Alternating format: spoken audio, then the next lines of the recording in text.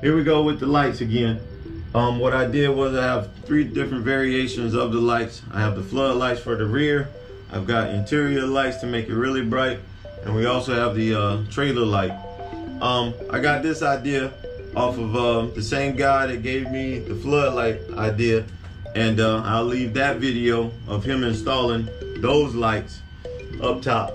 And I just felt like that was kind of the best situation for me because I didn't want to order extra stuff to make the lights, maybe later, but now I just wanted to get going so I could put the bike in and do what we got to do.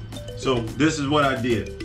I took from his video where he put all the lights. He had 1 light that he put in. So this is the 3 that I did in this trailer.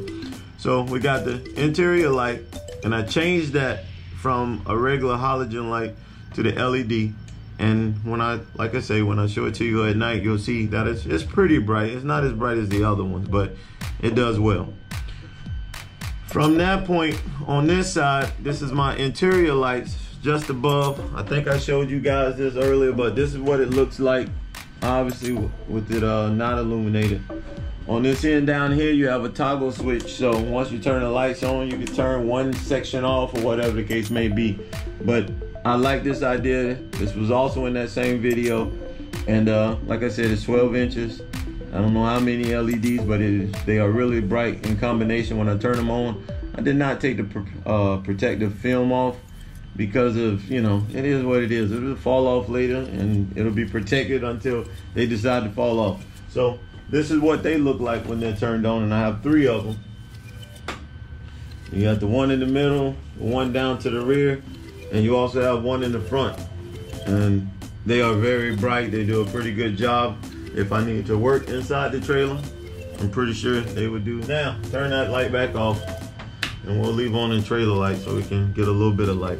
But here in the back, we've got the floodlights for the rear, just in case we want to illuminate the background, or if I'm backing the truck in a certain area and I wasn't able to see what was going on behind me, or we wanted to work on the bike, or it's just something behind the trailer, we could turn those lights on. And I'll show those to you now.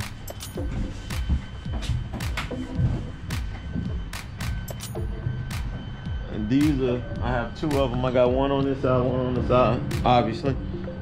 At night, they do very well, man. I'm pleased with them. It has what, 6 LEDs in it, and they do very well, man. It lights up the area, so I'm satisfied with that. But I like, the best thing about them, they have that low profile. You know, you got the other fog lights that people put in, make it ditch lights for their truck or whatever the case may be, and they may be like that square bob type deal. But I like these because they sit flush. And then what I did to this trailer was this rain drip was in this area, so I took it up a little higher, and then that way I don't have to worry about the water running on the back side of the light, and I siliconed that in and all that good stuff. So hopefully that'll do well to, you know, potentially letting water get into the trailer. But that's pretty much what I did. I'm gonna give you guys a glimpse as to what it looks to at night and how bright it is, and we'll go from there. But I want to point out some other things. Obviously, this is what the lights look like. It's probably roughly, what, it's 6 o'clock right now, and that's, well, it's not directly in the sun, but it's kind of what it looks like, and you can tell that the LEDs are bright. I don't know if you get a good glimpse of this tail light, stop light, if you can see the halo in it. I hope you can. And that's what I like, but I just got a feeling at night it's hard to see this, because even on the camera and when I purchased the light, it looked like it was one solid light instead of the halo around it.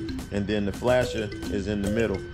So I'm wondering at night, like I said earlier in the video, if people can actually distinguish whether the running lights are on or whether I'm turning. So it's just something to think about. But I'll take one more walk around the trailer with the lights on, but obviously it's not dark, so you can't really see the difference between night and day and how bright they actually are. Here we go at night, and I just want to give you a little idea of what it looks like at night. So just pan around, and you can see, obviously, it's a little bit of light. It's not necessarily as bright, but it's enough to do what you got to do. And that's that. So if we turn this one off, and we turn on the light that has the inner lights on it, these are the ones with the inner lights in it. And that's how bright that is.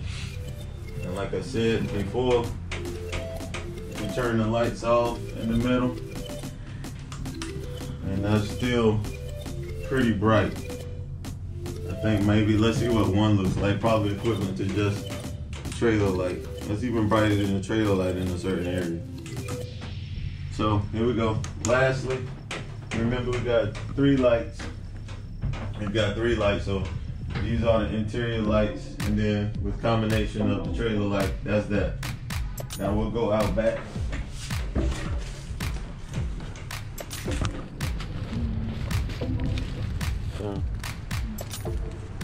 And out back, this is the floodlights that I was telling you about. And that's how well it illuminates the back area. And that covers a lot, man. Those are those 2 floodlights. And you're able to see really well back here in the back.